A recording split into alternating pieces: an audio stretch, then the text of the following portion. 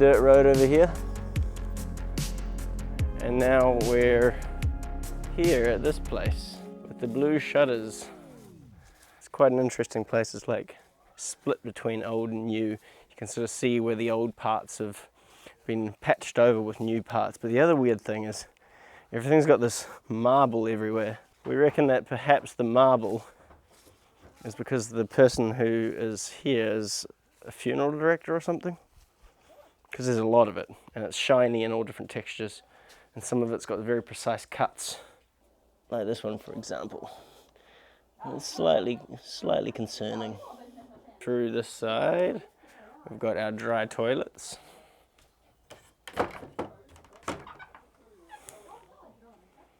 Delicious. It's actually quite a good dry toilet. It doesn't stink, which is nice. And then through here, got gardens.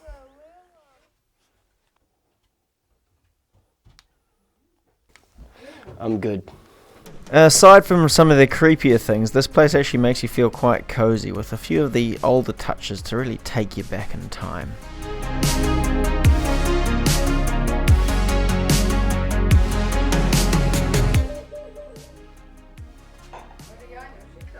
So this is a ceramics place in the middle of Latvia. Is that how you say it? Latvia. And apparently to have everything black now is trendy, but it does look very cool. So I'm just going to pick something to add to my collection. I'm liking the look of this one, I think. And it's only €7. This is a bargain.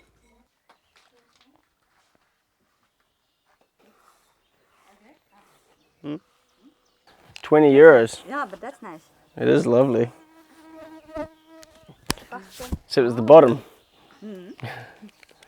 How did he get the wood print on there, I wonder? Oh, so this is Latvian heritage.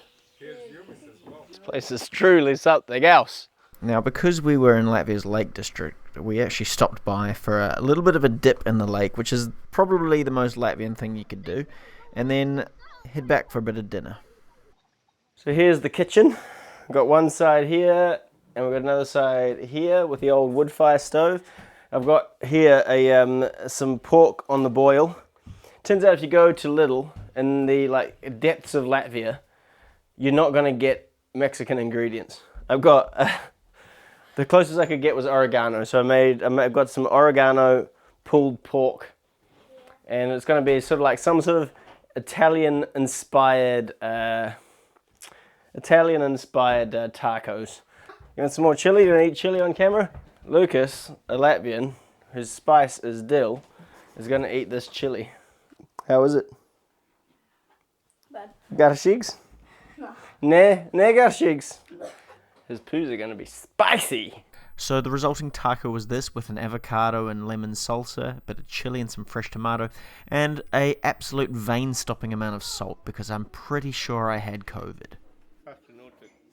And if all the broken gravestones weren't enough, early in the last night, around 2 a.m, decided to do some real Children of the Corn shit. Lying in bed, and Inessa says, I don't think we're alone here. and I think no, but then I hear the door creak. I don't think we're alone here. And I look up, and the door's open. So I get up and I close the door. There's nobody there. And then I heard it again. I sat up. Who's there? Tas tikai bija pačurot. Needless to say, I nearly shat the bed. Not to mention all the other creepy things that we found around here. Like this axe, just sitting on the floor, and a disturbing amount of Australian things. These things are Australian.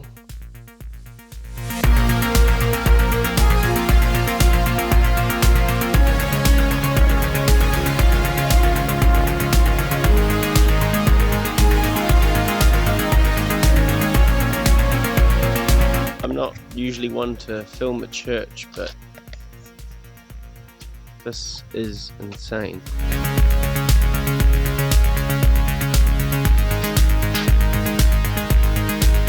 Wow. So this church was pretty epic. The amount of money that has been poured into this, I mean, the detail, just incredible. And what a view. Got this absolutely beautiful lake that was supplying a bit of spring water. Holy water spring. We got 6 taps, and it is a natural spring, right? Yeah? We're gonna have a drink and see what holy water tastes like.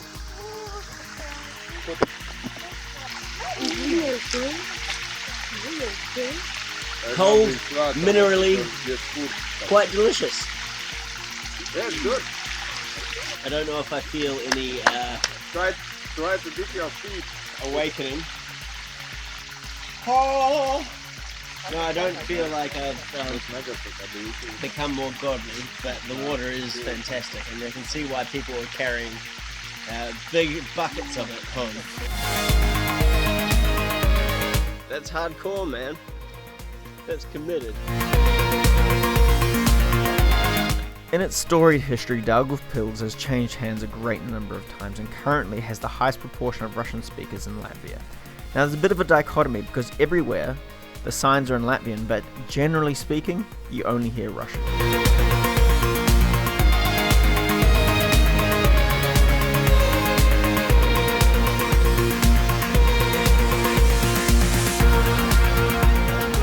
Look for some jandals. It's a sad state of affairs when you can't find anything better than Crocs.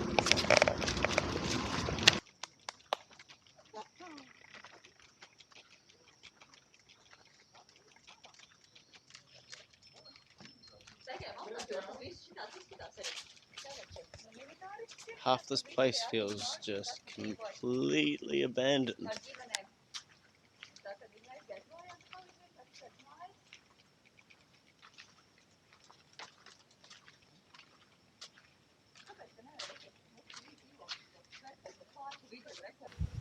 This is the Daugavpils Fortress, surrounded by grass, big hills on each side, little tunnels to get through, just all these old decrepit buildings. Nearly 16,000 Jewish people died here. They ghettoized it. Pretty damn horrific. And it just seems to be slowly falling into ruin now.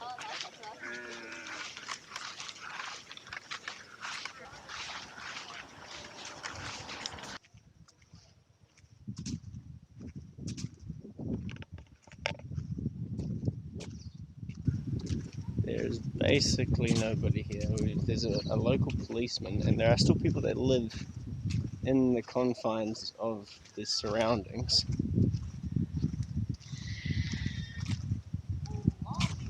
But generally nobody's here.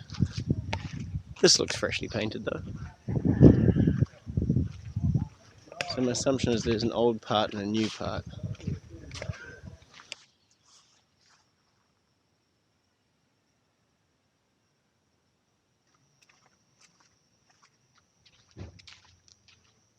If this is all to be eventually restored, this will be a massive restoration project.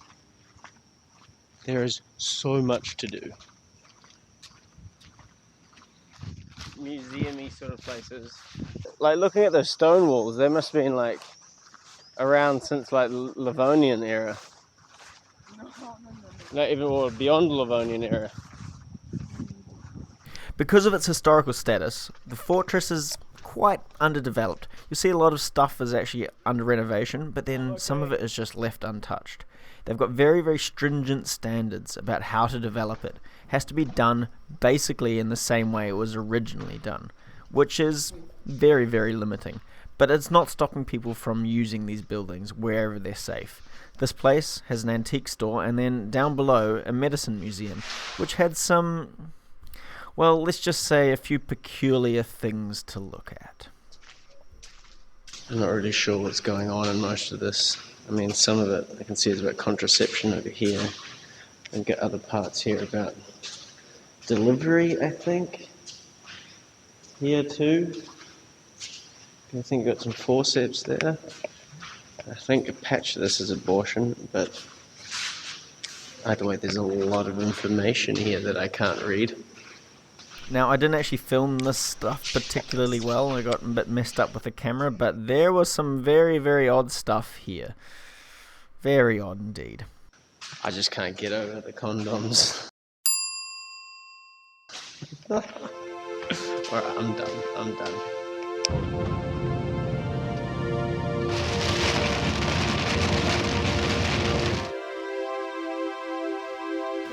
There is a thunderstorm rolling in the distance. We've already driven through the rain, and I fear we're going to get caught in the rain as well.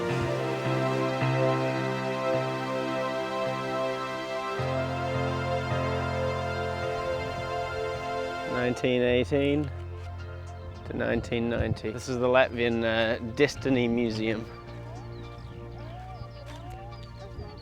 We'll find out what that actually means in a bit.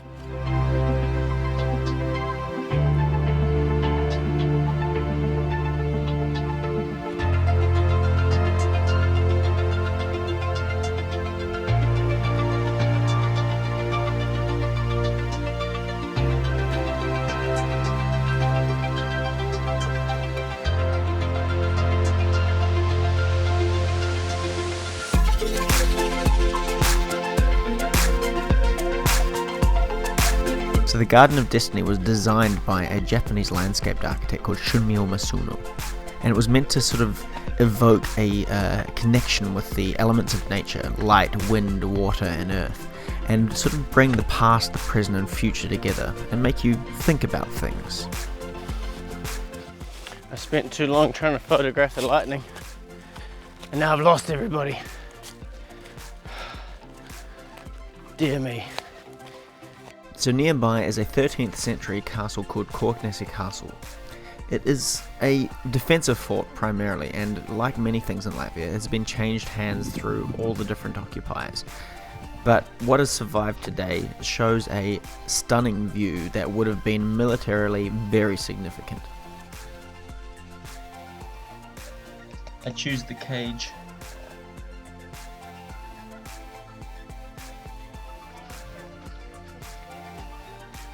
So in 1736, some guy called the Duke of Courland managed to get people to build him this absolute monstrosity, as beautiful as it is.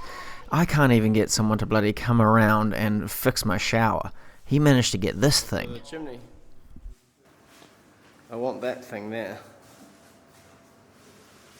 Oi. Fondue. Hell yes. Apart from a few notable developments, our cooking hasn't really come that far since then. I'm just casually making my fork. Rotisserie. This is the sort of decadence one can only dream of, and really when it comes down to it, size is one thing, but detail is another. Detail is expensive. Even just restoring this to the current level it's at must have been a massive endeavour. It had gone through a period where it was occupied by the Soviets and used as an administrative building. It also became a school, but now it's a place with a chandelier room. And you can go through and you can look at it going from room to room to room, looking at the opulence, the attention to detail, and also what it looks like when you let things go to seed a little bit. But the money poured into this is worth it. A little bit of preservation of Latvia's history pre-1918, and look at that roof. That's a toilet. Why doesn't my toilet look like that? Anyway, after that, jumped in the car and we drove to the Great North. Estonia, we're coming for you.